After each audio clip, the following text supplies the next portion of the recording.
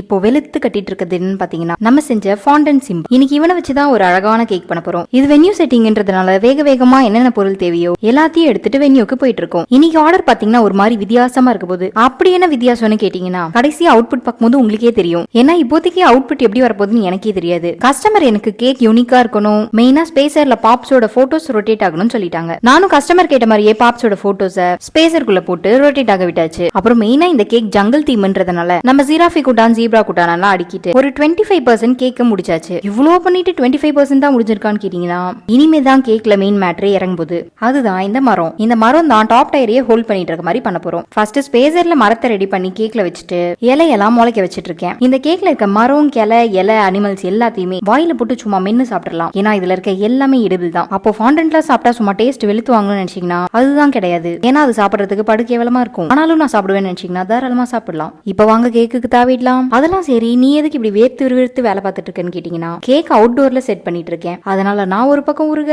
Cake ஒரு பக்கம் உருகன்னு ஒரே கூத்தா போச்சு. எனக்கு என்ன ஆனாலும் பரவாயில்லடா, கேக் எதுவும் ஆக விட மாட்டேன்டான்ட்டு தீவிரமா உழைச்சிட்டு இருக்கேன். இந்த கியூட்டி சிம்பாவை ஃபாண்டன்ட்ல செஞ்சு எடுத்துட்டு வந்திருந்தேன். அவனை தூக்கி கேக் டாப்ல உட்கார வச்சுட்டேன். பாவம் சார் அன்னைக்கு என் வயிற்றுக்குள்ளதான் போகணும்னு எழுதி வச்சிருந்தது போல. ஏன்னா அவனை அன்னைக்கு நான் தான் சாப்பிட்டேன். கொஞ்சம் கேக்ல டச்சப் எல்லாம் முடிச்சுட்டு கேக்கையும் அழகா கம்ப்ளீட் பண்ணியாச்சு. ஃபைனலா பர்த்டே பாப்ஸும் வந்தாரு, கேக் கட் பண்ணாரு, அவர் முச்சுக்குன்னு சாப்பிட்டாரு. ஃபைனலா கேக்கோட அவுட்புட்டும் இப்படிதான் இருந்தது. எப்படி இருக்குன்னு கமெண்ட் பண்ணிட்டு எவ்வளவு மார்க் கொடுப்பீங்கன்னு கமெண்ட் பண்ணிட்டு அப்படியே நம்ம சேனலையும் சப்ஸ்கிரைப் பண்ணிக்கோங்க. பாய்.